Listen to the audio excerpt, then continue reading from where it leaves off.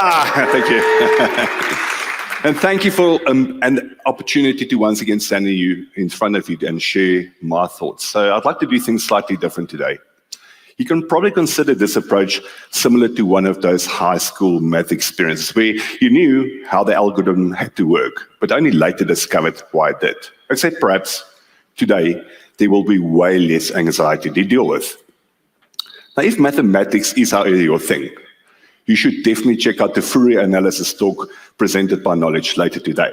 Now, I have on numerous occasions been accused of injecting irrelevant information into conversations.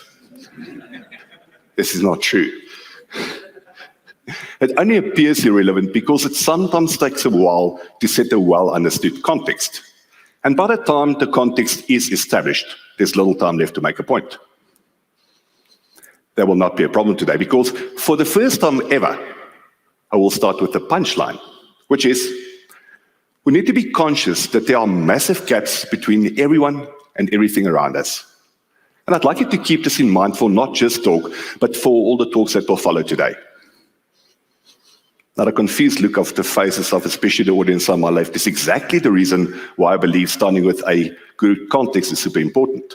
So let me relieve you from your distress by talking about something that is super awesome and amazing, but probably also the most important invention ever produced. And that is ice. But not just any ice, gourmet ice. This is not intended to increase the distress you are desperately trying to deal with, because most people actually don't know that there are 7 different types of ice. We've got regular or half cube, crescent ice, crushed ice, nugget ice, block ice, balls. And I say balls because I struggle to pronounce the word spheres.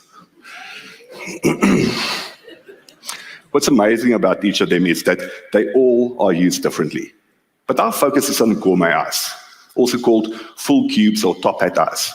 And what's amazing about gourmet ice is that it actually has a specification. In order to be classified as gourmet ice, the cube has to comply with the size specification and must contain 100% ice to water ratio, making this a solid, clear block of ice. This is true. This specification is real, and it is managed by the ICEEE. Thank you, I will be here all week. But let me rather tell you a story that will hopefully convince us all that gourmet ice is not just super amazing, but also absolutely important. So there's this guy who frequents his local watering hole at least once a week. And because he has for many years been a great supporter of this pub, he now even has his own chair, which is nestled in the darkest corner right next to the bar. This is his spot because it provides him the privacy he needs to reflect on life, the universe, and everything. But sadly, he has not yet arrived at 42, which is naturally the answer. His name is Samuel or Sam Tudor. And Sam, like many times before, is desperately saddened by the barman dropping 2 cubes of freshly chilled gourmet ice in his tumbler. It is not that these flawlessly sculpted pieces of perfection are inadequate to chill his favorite bourbon, but rather that it is a reminder you could have done without. You see, Sam is not a millionaire. In fact, he's not even a millionaire. He's doing well in his current position as a project manager at a sizable construction company where he started after completing his studies at Illinois State University. He's married to Jane, and sadly, neither of his sons, Harry or Sam Jr., would be billionaires by the age of 21 either. Now, even though Sam is an ordinary but proud American citizen, he has only one unclaimed claim to fame. And that is from a long line of Tudors that can be traced back to Frederick Tudor, who was coincidentally known as the Ice King of Boston. Now, Frederick was the founder of the Tudor Ice Company and the pioneer of the international ice trade during the early 19th century. He made an absolute fortune shipping cut ice from New England ponds to the ports of the Caribbean, Europe, and as far as India and Hong Kong. And even though Frederick was an amazing ice trader, his knowledge of harvesting and keeping ice frozen for months in what I could imagine to be adverse conditions was not enough. Unlike many of the fast followers in the ice trade, Frederick was pretty poor at recognizing and responding to transformational change when it happened. His questionable decision to invest in coffee, combined with the expansion of the Charlestown Branch Railroad, meant that when Frederick realized that things had changed, he already lost everything. Poor little Sam never stood a chance. His surname is a constant reminder of what could have been, and the reflection of his sad eyes in the almost mirror finish of the gourmet eyes made him realize that the missed opportunities of his forefathers are the reasons why the ice maker behind the bar is a Scotsman and not a Tudor. His story should be a reminder that we cannot continue to focus on the things that we are good at right now, because they could be disrupted by growing gaps we remain unaware of.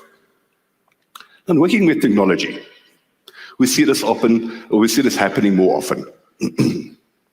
We are all aware and have extensive experience in dealing with technological change around us. Think about that for a second. Who here has some sort of automation configured in their homes? Who here loves the ability to perform a cardless transaction using only a mobile phone? And I can probably continue asking similar questions until everyone has at least put up their hand once. But I'm sure that we would all agree that it's truly an amazing time to be alive, especially considering that we are experiencing exponential technological change in everything we use. The best part of it is not done, and I don't think it will ever be. But even though we are fairly in tune with the changes that are presented to us, how many gaps are formed because of the things we may not be focusing on? Like the convergence of everything into a single multi-use device, accelerated by this self-fulfilling prophecy we all subscribe to. Now, while we're sitting here, the debate about the relevance of Gordon Moore's prediction continues. Not this Moore, but this Moore. Now, Moore's law is an observation and prediction of historical trends that argue that the number of transistors on microchips will double every 2 years. Now, if this theory is true, it implies that computational progress will over time become significantly faster, smaller, and more efficient. Have a look at this. Now, this is the very first mobile phone ever, the Motorola Dynatac 8000X, which was released in 1983, just 1 year before this awesome company was born. The cost then was $3,995, which was slightly less than the average cost of a car in the US. Now, to put this into perspective, imagine paying $42,000 for a mobile phone today. Crazy.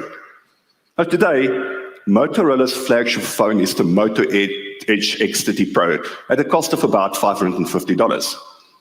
Now, the X30 packs a 4,610 milliamp hour battery and supports 125 watt fast charging, meaning that the phone can be charged from 0 to 100 in under 20 minutes. And depending on how it's used, can give battery power for close to a day. In comparison, a full charge of the Dynatac took roughly 10 hours, and it could only offer about 30 minutes worth of talk time. The Dynatac was pretty good at providing two-way communication when push-to-talk wireless communication was still a thing. However, the primary problem the manufacturers had to struggled with then was not a technical problem, but rather getting its users to stop saying over after each sentence. Hey Bob, how's your marriage? Over. Hey Charlie, it's over. Just imagine what it was like moving from Morse code to push to talk. We're not going to go there. Now, if we look at the modern mobile phone, and Moore was right, it means that the device that you have in your pocket is now 524,288 times better than the original mobile phone. I don't know about the exactness of that figure, but I think we could all agree. But I think it may be better for many other reasons, rather than merely the device's ability to handle a phone call. So in the case of the Motorola, the X30 is an amazing device. But what is very impressive is the rear camera set that allows image capture of 200 megapixel, 50 megapixel, and 12 megapixel respectively, as well as an incredible 60 megapixel front camera. But we've long since departed from where mobile devices are used primarily for making a phone call. Technological advancement has enabled convergence at the level where it has become our expectation. The rule these days is that if I need an additional device to make your product work, then I don't want it. Unless you are like Peter Sheffield and have an Apple, then you definitely want more. But what's next? A popcorn maker built into a mobile phone? Sounds like a good idea? Well, at this rate, we're also not going to be billionaires by the age of 21, because this has already been done. Samsung is amazing at understanding converging technology, providing us with an ability to surf the internet on our smart TVs while simultaneously watching our favorite shows provided on any of the streaming services. A fridge with a built-in high-definition screen that can automatically order products that you're running low on, and even intelligence that can predict when you're going to run out of milk. The best ever was a popcorn maker available on the Samsung Galaxy Note 7, aptly named Thermal Runaway. Now, in software, we call it an undocumented feature when a solution is showing unintended but fascinating behavior, until it explodes on an aeroplane, whereafter we call it a bug. But convergence is much more than taking all the sensors and actuators you can find and stuffing them into a case no bigger than a matchbox. Convergence is allowing multiple tasks to be performed on a single device, which effectively saves space and power. But the combination of hardware and software is what makes super intelligent products. Now, software is a space that BBD understands well. And after many years of practice, has seen several different approaches used to solve some really complex problems. We've seen these problems solved using many different programming languages, such as COBOL, Visual Basic, C++, Java, and the list goes on and on and on. Now, I remember when the web was just an interface used to show a static list of products a company sold. I don't think anyone then imagined that JavaScript would become the programming language of choice and that everything will end up in the internet. JavaScript was definitely different those days. It was the days when evil was not considered evil and Val was your friend. As a young developer with ambition of the line, like many of you here, JavaScript was a powerful tool. And I remember building a library with one of my friends called Bitch and Betty. Not the library, the friend. Other way around. I did not come up with the name. It was before the days that I realized that naming something was way easier than coding it. Excuse me. Anyway, Bitch and Betty was named after a voice audio warning system that was first installed on an F-15 Eagle in the early 80s. It was a JavaScript-based library designed to perform input validation on HTML pages. Now, our implementation did purposely not reuse the warnings from the original Bitch and Betty, as we did not think that pull-up would have been a meaningful message to our users. Instead, we opted for more informative messages, such as user too stupid, strike user with keyboard. Now, some of you may have heard me pick on JavaScript in the past. JavaScript is an intriguing language. It is the only language that really makes you think, like trying to figure out why something does not work. But surprisingly, and probably more often than not, desperately trying to figure out why something actually did work. I'm not going to get into its name. One would think that somebody technically capable enough to invent a new programming language in under 10 days would be innovative enough to pick a good name. And we've seen some crazy names in the past, like PHP, which was an acronym for Personal Homepage, but was after many years renamed to PHP Hypertext Preprocessor in a desperate attempt to be taken seriously. This is very much like some of the titles we've seen out there, like Chief Information Officer, or more appropriately, Paranoid in Charge. Now, I picked JavaScript out of more than 200 active programming languages available today because I truly believe that even in its adolescent stage, it is the game changer convergence has been waiting for. These days, JavaScript is the most popular programming language because it can run from anywhere and on anything. It is popular because it has the ability to fill a huge gap created by architectural advancement other programming languages were too mature to fill. You see, I don't believe that languages such as C++ or even Java and C# were designed to by itself deal well with distributed applications. And what we stood about or understood about distributed applications years ago is definitely not the same anymore. We used to be absolutely invested in layered architectures, and frameworks such as JEE were one of our most trusted enablers. We used to favor client-server approaches and used master-slave architectures to deal with data. And even though most of these approaches are still mostly valid, as distributed environments matured, the underlying hardware created massive gaps in how systems should be architected, developed, and deployed. We started hearing about event-driven architectures, microservices architectures, broker architectures, and even space-based architectures. And what makes these approaches special is that they, in most cases, represent reusable solutions that work well in a cloud and even a hybrid cloud environment. What the cloud gave us is a way to break down those barriers historically associated with on-premise environments, your typical data center approaches. But that is not all. The ability to collect information from anywhere, process it at speeds that Buzz Lightyear would be impressed with, and make decisions capable of effectively guiding our next steps in real time, not only changed the way we build software, but it radically changed the way we run our businesses and manage our lives. And with the big data center in the sky, everything is connected.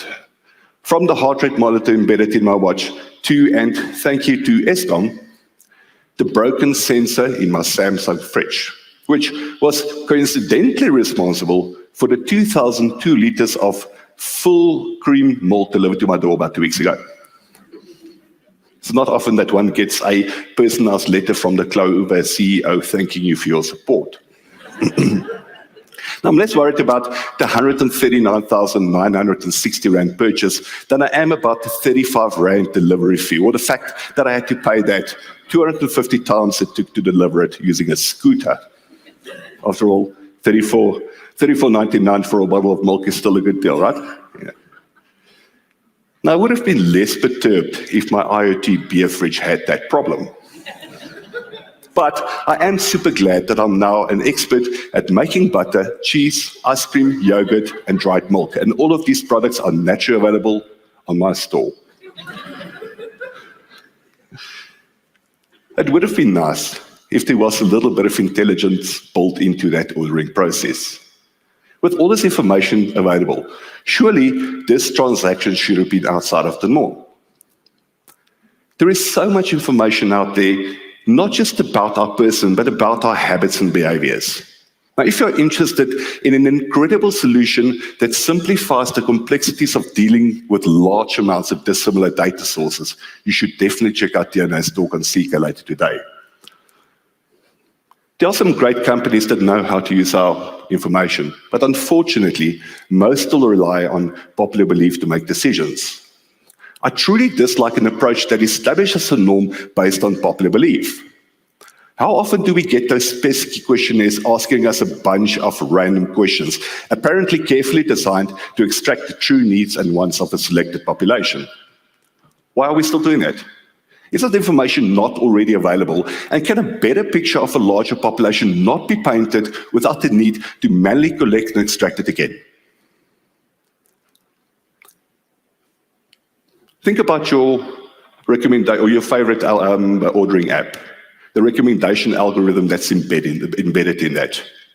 Mine is Takealot, a leading e-commerce retailer in South Africa, and according to them, the largest, most innovative e-commerce retailer on the African continent. Now, what was not Ayoba? Well, let me stop there for a second to get our international audience aligned. Ayoba, in King's English, another gap that was created. It's like trying to remember the year change in early January. Anyway, so in King's English, A yobba is something that makes you feel great surprise or admiration. So, what was not a yobba is that this app, based on my browsing history, was capable of predicting that I was interested in buying an LG 29-inch ultra-wide monitor. Only 2 weeks after I bought two using the same app. In addition, they even had a list of accompanying products others like me bought. The problem with this approach is we are all unique, right? Well, mostly. How far away are we from getting what we truly want? An individualized experience based on how we feel and what we feel like right now. So here's an idea. I should be able to open my device and without using any specific app, be told that there will be ice-cold beer available this afternoon. Or, as an alternative, suggest that I could go and take a short drive around the corner and go and get one that was produced from barley harvested 3 weeks ago in the Swellendam Valley. And without any further conversation, start up my dirty old Fortuner, prepare the GPS for the journey, and switch on the air conditioner so that when I get into the car, it is at the temperature I like. The tech is available. And even though I'm still cautious about what information I share, I do share enough information about beer just in case this becomes a reality tomorrow. But artificial intelligence and its accompanying enablers has been around for a while. In fact, it has been around since 1956, but there was this huge gap between what it could offer and the hardware and skills required to eventually deliver on any plausible reality. It only took 65 years to see some real value being delivered. And based on what we have learned from artificial intelligence, we look forward to 2074 to see what cryptocurrency actually has to offer. Now, everything we've touched on and more falls under this umbrella term 4IR, or the Fourth Industrial Revolution. There's this huge amount of noise over next-generation computing power, datification, digital trust, genomics, edge computing, quantum computing, and even VR, AR, IoT, and 5G. I've been very vocal about my opinions about 4IR, but there's another topic that is enjoying a lot of attention, and that is digital transformation. Now, digital transformation as an ideology, as opposed to 4IR, is slightly less flaky. But it is creating a huge amount of hype in the business world. How do organizations allow digital to become a first-class citizen that helps to improve efficiencies, increase value, and even encourage innovation? Or rather, what must we do to mature our businesses to move from digital incompetence to digital competitiveness? And that's a tough question to answer. Everyone is scrambling to make sense of this one. Banks are becoming mobile providers are becoming banks, and insurance companies are becoming both banks and mobile providers. Hotel groups no longer own buildings, and taxi services no longer own cars. They both employ software developers, and they don't employ anyone typically associated with hotels or taxis. We even have an online bookstore that became an e-commerce, cloud computing, digital streaming, and artificial intelligence service provider. But transformation is not new. And because we are in the digital age, adding digital just gave it a sparkling new personality. When we look into our past and we consider businesses that understood transformation well, we have to mention Nokia. Now, not everyone knows this, but Nokia is actually 157 years old. It started as a single paper mill factory located in a little town called Nokia, which is coincidentally in Finland. They later became an electricity generation provider and later a manufacturer of paper items, car and bicycle tires, rubber boots, communication cables, televisions, personal computers and generators, as well as plastics, aluminium and chemicals. But it is, however, the indestructible Nokia 3310 that made them a well-known household brand. After all, when last have you heard anyone say, "I just got myself a set of premium Nokia tires for my Lambo"? Now, the transformation Nokia experienced over many years has one major thing in common with what we are now calling digital transformation, and that is the fight to survive. The fight to survive the gaps that are created by changing in conditions and exponential technological advancement. Digital transformation is about that absolute need to cross the gap between business and technology, and no industry is immune to this. Fintechs scare the proverbial poop out of conventional banks.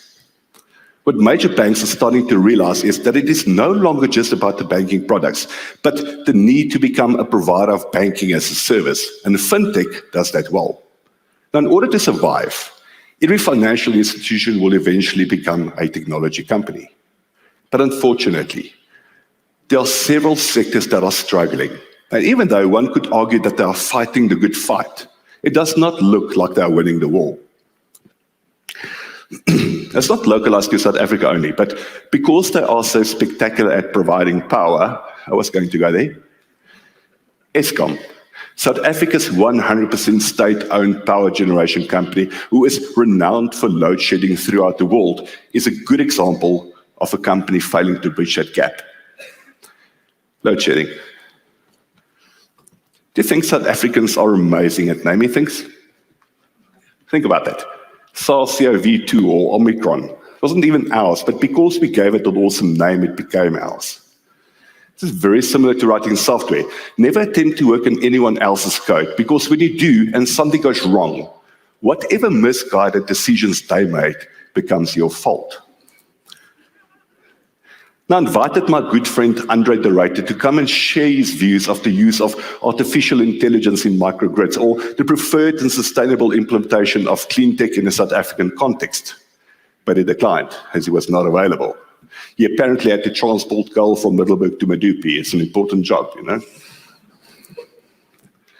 Most organizations have now realized that in providing the products and services, the internal services and tools they've built and perfected over many years could be provided as services to others, which in turn generate revenue streams they would have never considered in the first place. This has created that anything as a service culture, and we are seeing that popping up across multiple different industries, like banking as a service, or in banking, or network as a service in telecommunications.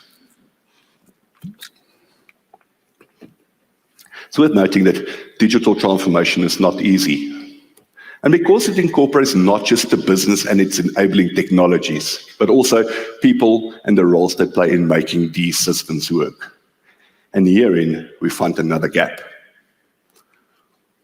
People are complex, but we are very good at selectively using knowledge and experiences from others and then combining it with our own to not just make decisions, but to plan our futures. And on top of this, and because things change all the time, we are pretty good at taking in new information and then adjusting our goals accordingly. This is probably the reason when we consider our careers, in most cases, they don't resemble what we set out to be when we were very young. Can you still remember what you wanted to be when you grew up? And I'm not trying to make you feel bad because you did not become that lawyer your parents may have wanted you to be, but looking at the rate of change in technology and where things are going, you're probably better off. Because unlike lawyers in many other disappearing careers, at least you'll still have a job in a couple of years' time. Or maybe. And if you want to know why I say maybe, you should definitely check out Stefan's talk later today, where he tackles the topic of the future of software engineers. Now for me, it took some time and a lot of reflection to remember, but I was able to eventually put the entire picture back together again. I wanted to be a chopper pilot. There was something about having your hands on those controls and with little effort getting that massive piece of machinery to take off and defy gravity. Throughout my childhood, this was my thing. It did not matter what we did or whatever we played with. There was always a role for a chopper pilot somewhere, and I filled it amazingly. Well, it was just until the day I had to chopper down from the roof and realized I had this massive fear of heights. So instead, I became a musician, which coincidentally and probably understandably made my dad frown. My older brothers were fine. Both were planning to become tradesmen, which was a well-respected career. My younger brother wanted to become a farmer, which also got the thumbs up because it aligned pretty well with what my family did for generations. It did, however, take a while to convince him that owning and running a sewage farm is not really farming. Now look at my personal son and how things have changed. I remember when he was about 5 or 6 years old and then wanted to become a genetic scientist and mechatronic engineer. Not by influence, I promise. I do still blame Tony Stark for his absolute uncontrolled impact on that young, impressionable boy. We had a conversation the other day, not Tony Stark and me, because that would have been really, really cool. But in this conversation, my son revealed that it was no longer his plan to become part scientist and part engineer, but rather that he'd like to see his career follow one of two directions. I just love that focus. Not too many options to distract him from his goals. And I said to myself, be thankful.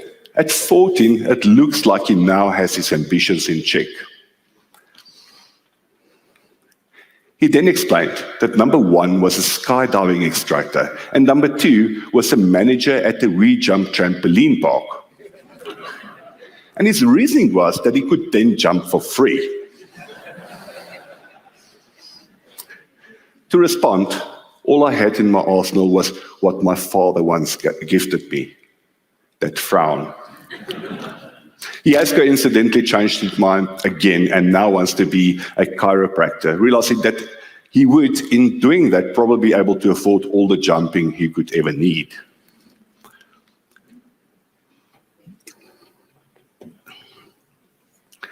My reflections make me realize that there are also gaps that exist between everyone, like the age gap between myself, my father, and my son, and even the interest gap between myself and my brothers. And we sometimes forget that these gaps are real, and they have the potential to massively impact our lives, our reasoning, and our behavior. And because these gaps exist, they create an intrinsic disproportionate weight in favor or against things or ideas in a way that is close-minded, prejudicial, or unfair. Or rather, these gaps fuel our biases. It also made me realize that the gaps that do exist, for whatever reason, pose this massive paradox we subconsciously and continuously are forced to deal with.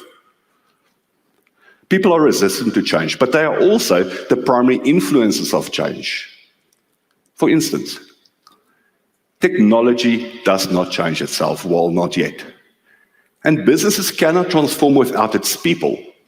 However, when we think about the missing ingredient of most failed digital transformation journeys, culture change was at its core. We would reluctantly change the cultures we exist in because it makes us feel safe. Yet, we understand that without embracing technology to affect the transformational impact on our businesses, we would not be able to survive.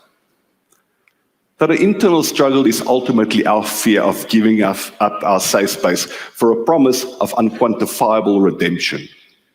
And digital transformation, like any other transformational or organizational change we've seen in history, means that some jobs will eventually become redundant. Think about that for a second.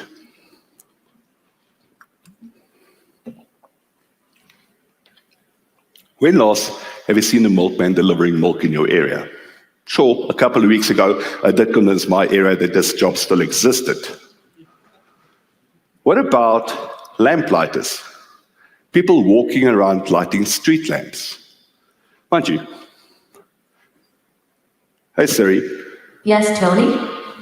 Remind me to chat to Andre about lamplighters as an alternative when he comes back from his delivery.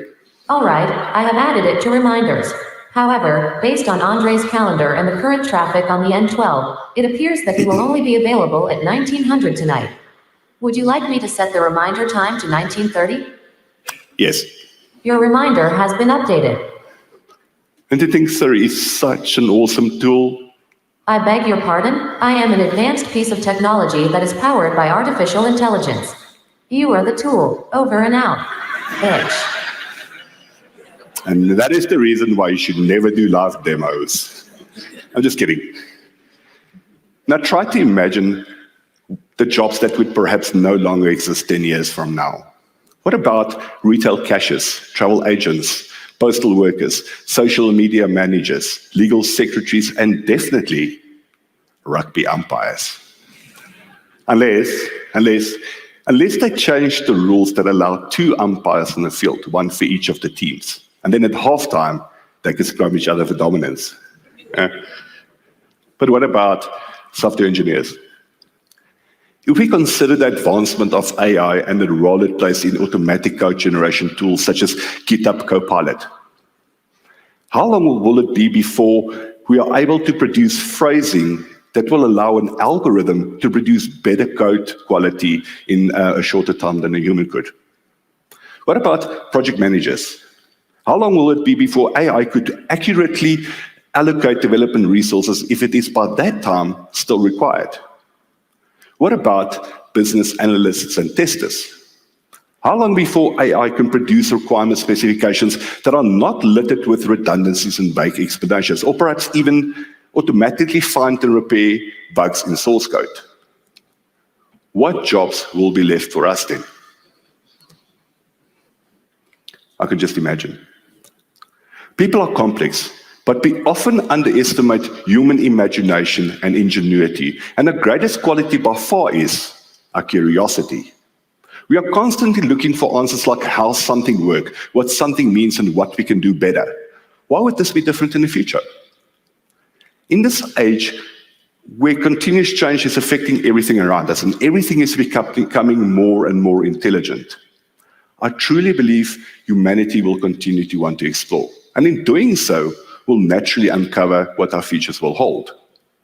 We are already seeing some new age jobs appear, such as human technology integration specialists, who collaborate with educators to create future-focused learning environments that truly embrace digital learning as a fundamental learning tool. We even see opportunities for human-machine team managers, who are responsible for building and managing high-performing integrated teams that consist of both human and AI employees. What about AI journey builders, cybersecurity analysts, data detectives, and even chief trust officers?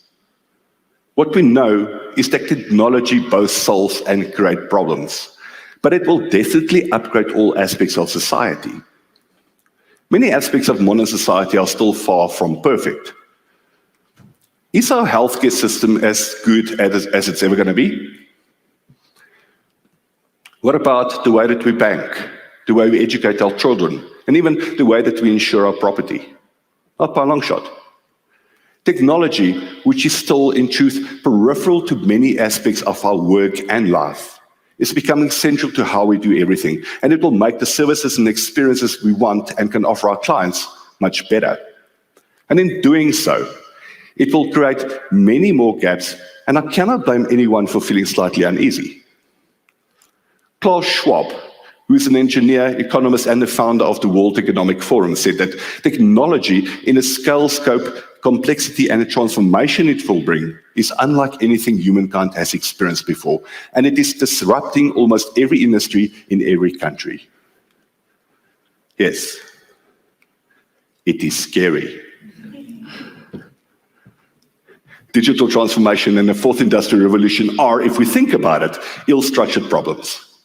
Because they seldom have a single right or wrong answer. And because everyone is still trying to make sense of them, we're confronted with opposing and contradictory evidence and opinions we have to consider. Now, generally, ill-structured problems lead to feelings of uncertainty, fear, and irritation. However, they are also the feeding ground for opportunities. And this is super encouraging.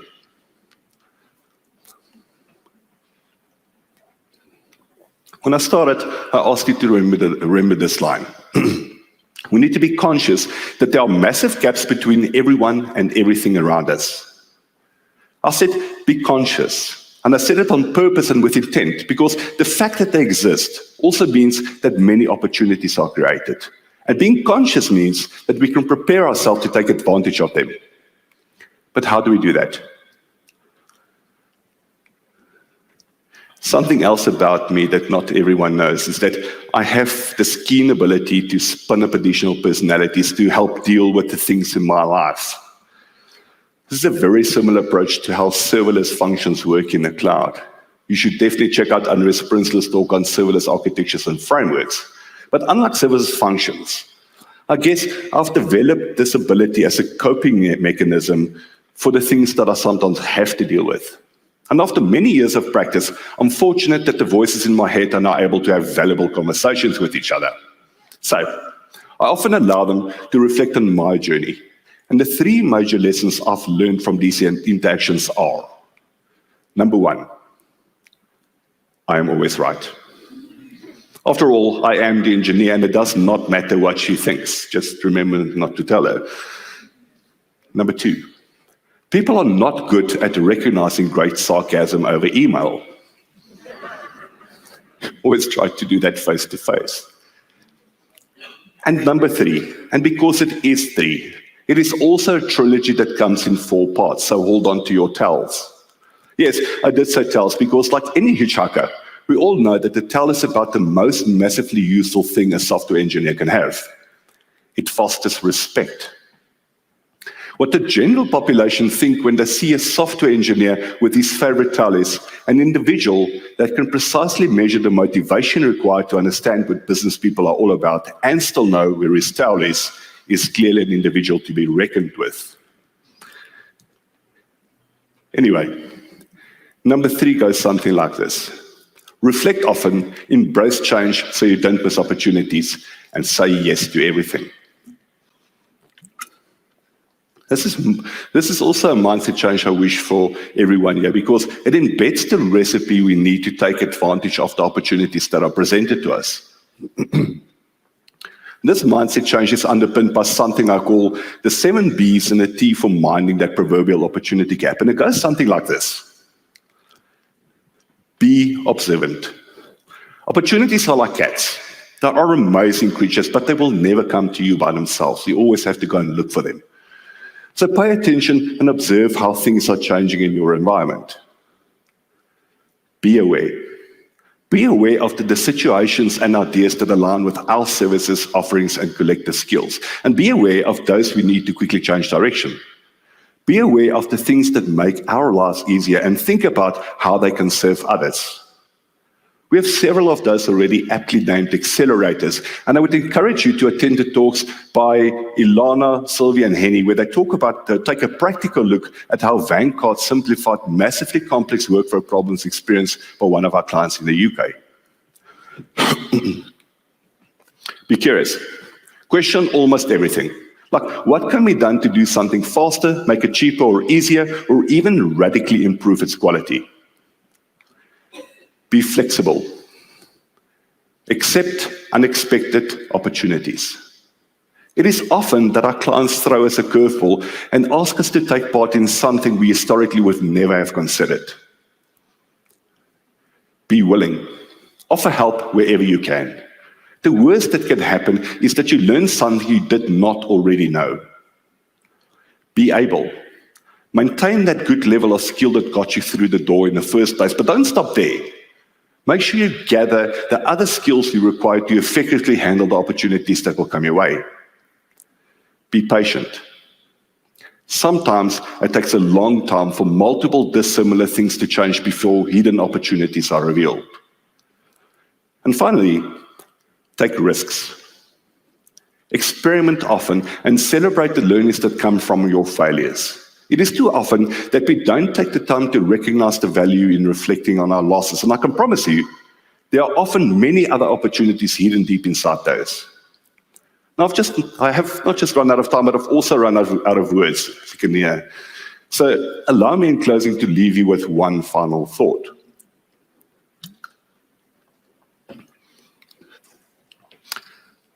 I'm sure most everyone understands the term déjà vu. For those that don't, it is after you've looked at something and are left with this intense feeling that you have already experienced it. Or perhaps that feeling you get after somebody altered your source code in a production environment without telling you. Does anyone here know what the opposite of déjà vu is? Well, let me tell you. It is naturally Vujade.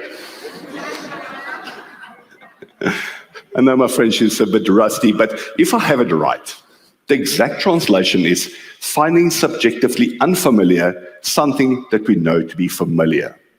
Yes, I also had to read that a couple of times before it made sense. But what it means is, when you look at something you've seen many times before, and all of a sudden see something different jumping out of you. And this only happens when we look at something with a different filter, or at least approach it from a different perspective. As our industry grows and we continue to solve its problems, additional gaps are created by the changing environment and technologies around us. This is clearly evident by the emerging roles and the industries outside our historic focus that now require our services. We need to embrace these gaps and instead of seeing them as problems, approach them from a different perspective and see them as opportunities for innovation, growth, and a chance to push beyond all conceivable boundaries. And with that in mind, I welcome each and every one of you to Escape 2022. Thank you very much.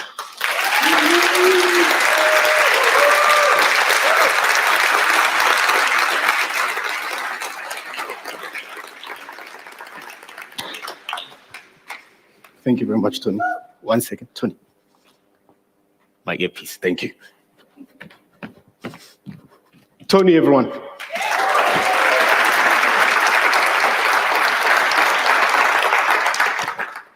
Good morning once again, everyone. To everyone here at our Joburg venue, to all our 4 other venues. My name is Lucky.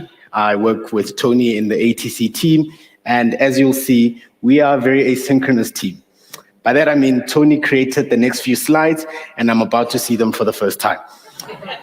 Cool. So the slide says quick guide on what this conference is doing. So I'm assuming that I have to tell you what's going to happen today. And I'm assuming that the slides will tell us. So building on last year's successes, this year's conference is another hybrid conference. What that means is that we have 5 venues across the world in every geography that BBD operates in, or has offices in rather.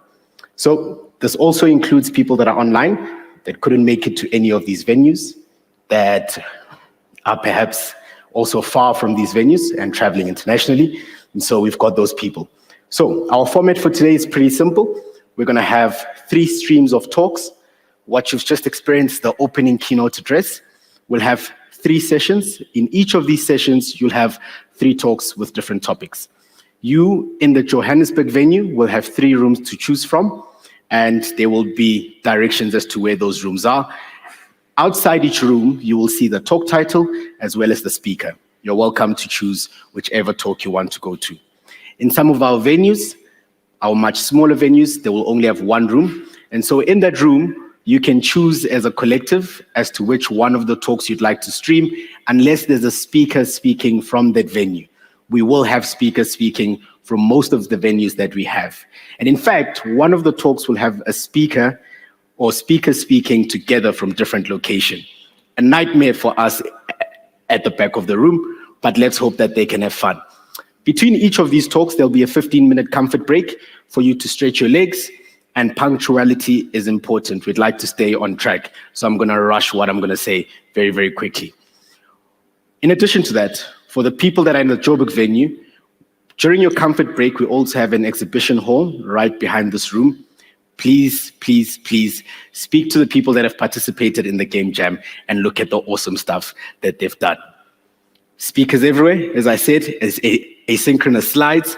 And of course, each venue will decide through what we call democratic centralism, as in everyone will shout out what they want, and then the person standing on stage will determine what they heard to be the last or the loudest one instead. Cool. Most voted talk will be screened in that venue, and very important, all of the talks, every single talk is being recorded. So if your venue does not choose the talk that you wish to attend, or if you happen to miss a talk because you couldn't choose between the different ones, don't panic.